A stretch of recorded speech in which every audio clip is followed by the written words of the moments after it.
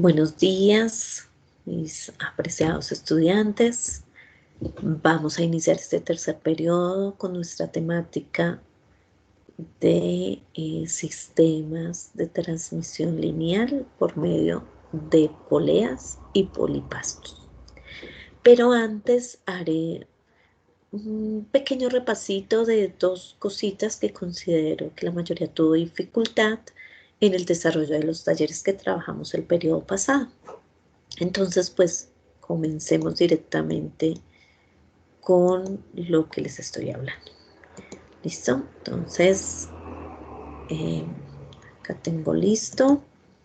Vamos a iniciar.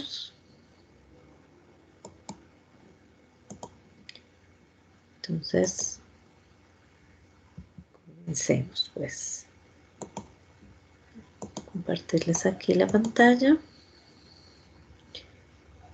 Y vamos a mirar esta presentación. Bueno, mecanismos de transmisión lineal. Estábamos trabajando palancas. Es un tema que ustedes ya han venido trabajando en grados anteriores, pero que aún así hay dificultad en el momento de clasificar los tipos de palancas. Ese realmente es un tema muy fácil. Solamente depende de la ubicación del punto de apoyo, la fuerza y la resistencia. Si estos tres elementos están bien ubicados, ustedes podrán clasificar con facilidad cualquiera de estas máquinas. ¿Listo? Entonces, recordemos que hay tres tipos de género. ¿Cómo sabemos a qué género corresponde? Fácil. Primer género, el punto de apoyo está en el centro, es decir, la resistencia y la fuerza están en los otros extremos y listo.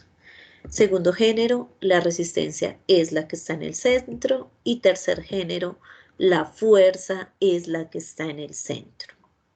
Miremos el primer ejemplo que yo les puse, las tijeras. El punto de apoyo está en el centro, es este eje de acá, la fuerza la ejerzo aquí en las manijas, la resistencia la hace o se opone el papel o el material que yo desee cortar. El punto de apoyo está en el centro, por lo tanto es de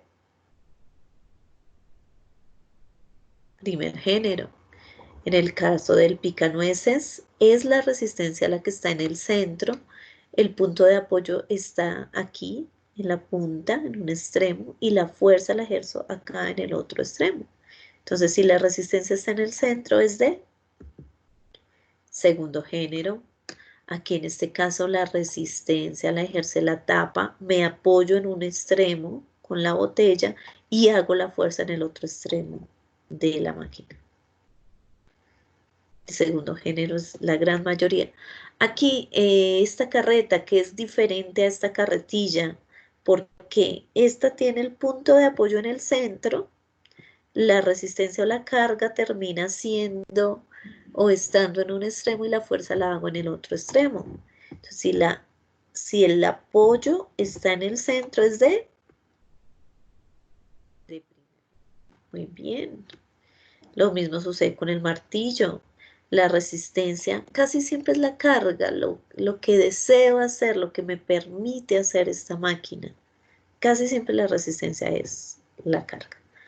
Entonces, en este caso será la puntilla, me apoyo en la mesa, en este caso, o la superficie en donde esté la puntilla, y la fuerza la ejerzo en el mango.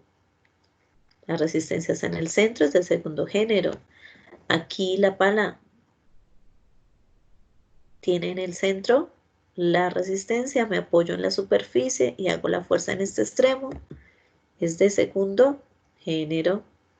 En el caso de los alicates, el punto de apoyo está en el centro, es de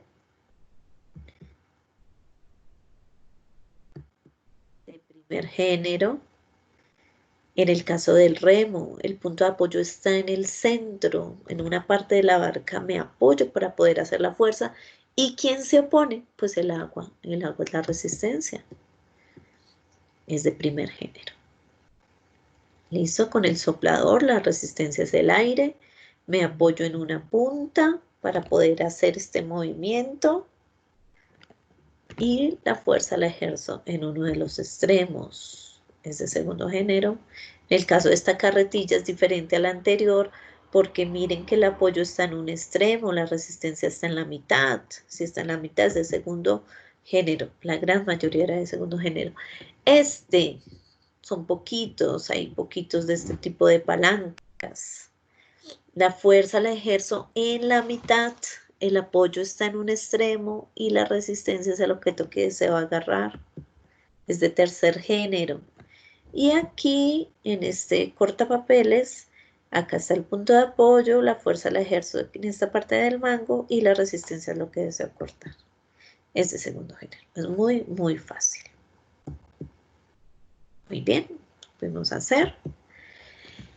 Y otro tema donde vi dificultad un poco era en comprender cómo hacer los cálculos para determinar hacia dónde se inclina la balanza.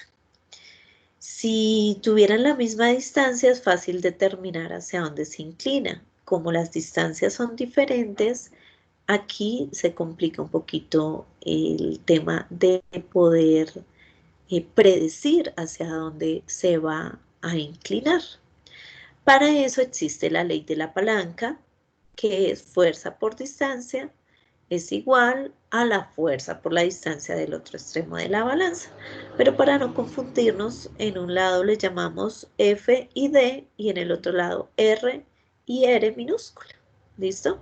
La F mayúscula se refiere a la fuerza al lado izquierdo y la D a la distancia del lado izquierdo y la R a la resistencia, que finalmente también es otra fuerza, del lado derecho y la R a la distancia del lado derecho. Si F por D es igual a R por R, eso significa que la palanca está en equilibrio, ¿cierto? No se inclina para ninguno de los dos lados. Pero si es diferente, significa que está en desequilibrio y necesitamos saber para qué lado se va a desequilibrar. Eso es todo. El lado que me dé mayor, pues ese será el lado donde se va a desequilibrar. Entonces miremos este ejercicio para poder comprender un poco mejor esa ley. ¿Listo?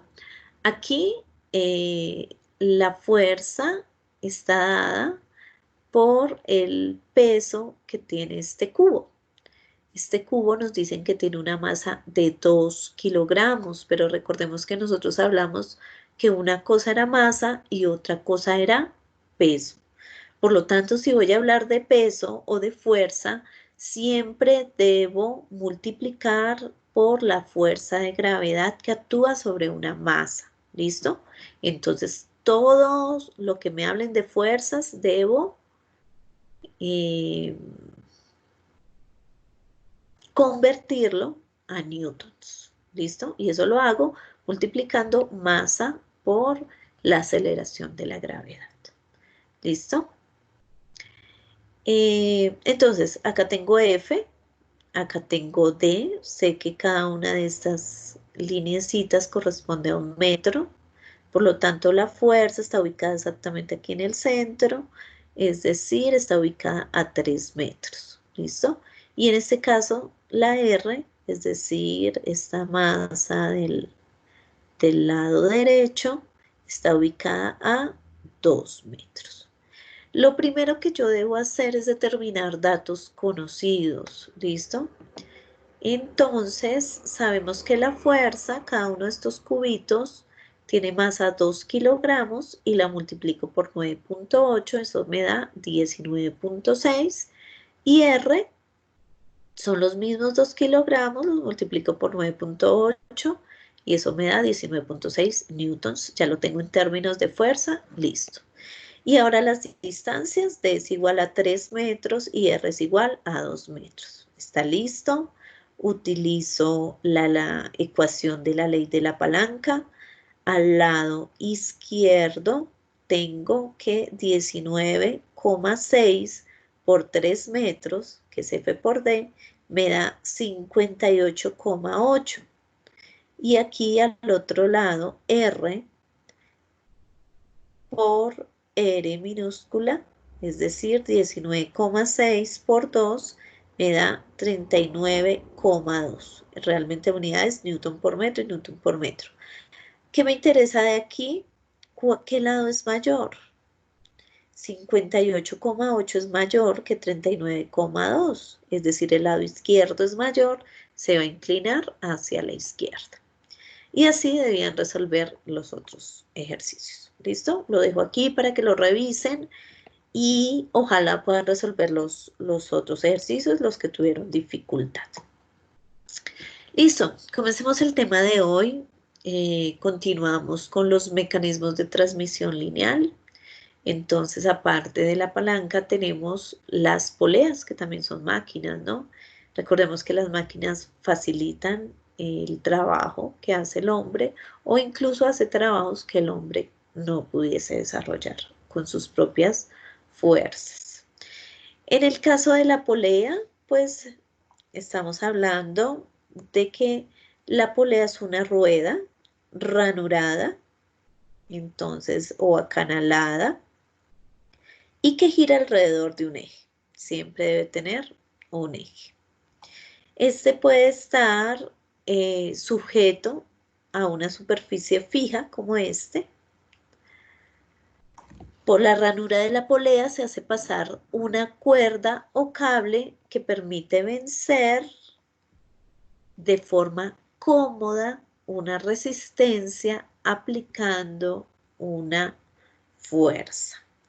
Entonces, en este dibujo que yo les muestro acá, pues sencillamente la resistencia es la carga, ¿no? Si yo tuviera que cargar ese balde con agua, eh, es mucho más fácil si lo hago por medio de la polea, haciendo la fuerza hacia abajo, a que si alara solo el balde sin la polea, haciendo la fuerza hacia arriba. Se vuelve un poco más cómodo, aunque la cantidad de fuerza que debo hacer es la misma en este caso, cuando es una sola polea, ¿no? Pero es mucho más fácil ejercer la fuerza hacia abajo que hacia arriba. ¿Listo? Hablamos aquí de la polea fija, porque también hay móviles. Polea fija porque está fijada a una superficie. ¿Listo? Está sujeta a una superficie. Solo puede girar, pero no se puede desplazar. Entonces, hablamos de que la polea fija se encuentra en equilibrio cuando la fuerza a aplicar es igual a la resistencia que presenta la carga. Es decir, cuando la fuerza que yo tengo que hacer es igual a la carga que estoy ejerciendo. ¿Listo? O que necesito elevar o levantar. Allí se encuentra en equilibrio, ¿no? Cuando hablamos de equilibrio es la fuerza mínima que necesito hacer para poder levantar una carga. El realizar un trabajo con una polea fija no supone un esfuerzo menor, aunque sí más cómodo. Cambia la dirección de la fuerza. ¿Listo? Esa es la polea fija. Entonces, siempre que utilice una polea de esa forma, pues la fuerza que debo hacer es igual a la resistencia. La fuerza mínima que tengo que hacer es igual a la carga.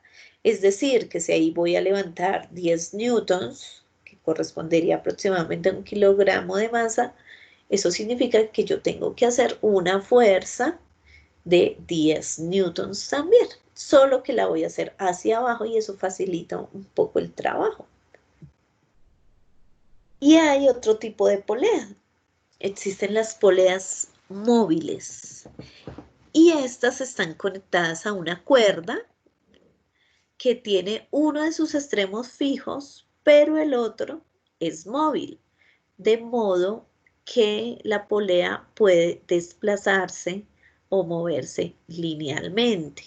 ¿Sí? Hay esa polea que vemos aquí, ya no funciona de la misma manera que la fija, sino la polea se va a mover hacia abajo y hacia arriba, ¿cierto? En este caso, si yo deseo hacer una fuerza con una polea móvil, la fuerza que debo hacer es menor, es la fuerza dividida en 2, porque el extremo fijo me ayuda a distribuir la carga. Es decir, la mitad de la carga se va por este lado de la cuerda y la otra mitad por este lado de la cuerda. Si yo deseo determinar la fuerza que se realiza con una polea móvil que está sujetada de esta manera a un extremo fijo y el otro móvil, entonces la fuerza será igual a la resistencia dividido 2. Por ejemplo, si deseo cargar 10 newtons, la fuerza que yo necesito hacer con una polea móvil será solo de 5 newtons. Solo tengo que hacer la mitad de la fuerza. ¿Listo? Entonces, esa es la polea móvil. Listo. Entonces, les propongo realizar esta actividad de acuerdo a lo que vimos hoy, de polea fija, de polea móvil y una pequeña aplicación de este tema. Entonces, por favor, lo resuelven en su cuaderno y lo suben en la siguiente clase cuando abra la asignación. Quedo atenta al tiempo de las inquietudes para que se conecten y podamos resolverlas. Entonces, que estén muy bien. Me alegra mucho haber podido estar con ustedes este tiempo y felicidades.